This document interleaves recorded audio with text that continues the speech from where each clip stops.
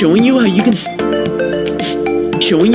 download and use the fastest Roblox auto clicker in 2024. So if you're tired of constantly clicking your mouse in Roblox games like simulators and tycoons, and you want it to just be done automatically so you can go AFK and grind games much faster, well then let's get straight into the tutorial. First things first, you want to go to the first link in the description down below, and that will take you to sourceforge.net, and you'll be brought to this page with the most well-known and most used auto clicker for Roblox. And if you're worried about this being a virus, don't worry, I scanned it myself multiple times to make sure it didn't have any malware on it, and SourceForge is a very trustworthy website, and almost 1 million people have downloaded this auto clicker just in this past week. So this is totally safe and legit and doesn't have any viruses. So what you want to do now is go ahead and press this green download button. After you do that, you'll get this pop-up, and you just want to press save. And now what you can do is you can go to your downloads in your browser and just press on Auto Clicker 3.0, and as you can see, it will bring up the Auto Clicker dashboard. And now that I'm in this Roblox clicking simulator, I can give you a quick tutorial on how the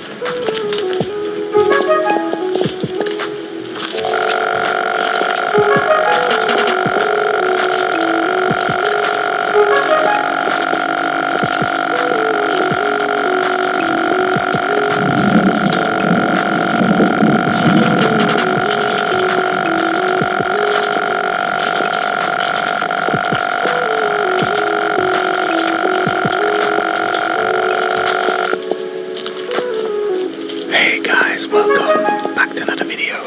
So, welcome to my garden. It's a beautiful Wednesday afternoon. That's the end of the day.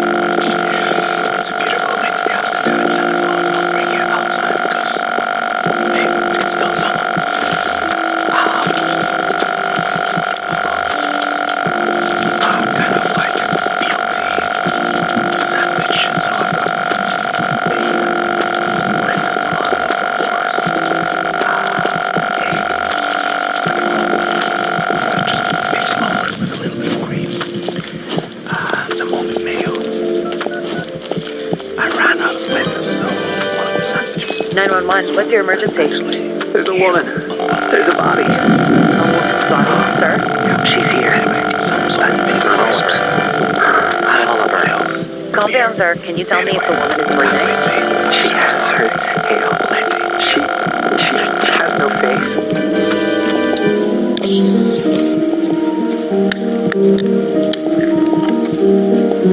I'm Ingrid Mendoza, and you're in Killer Country.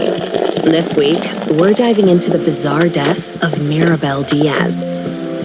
Mirabel dreamed of becoming a Hollywood actress, but trapped in the small seaside town of Mystic Bay, Florida, her options were limited.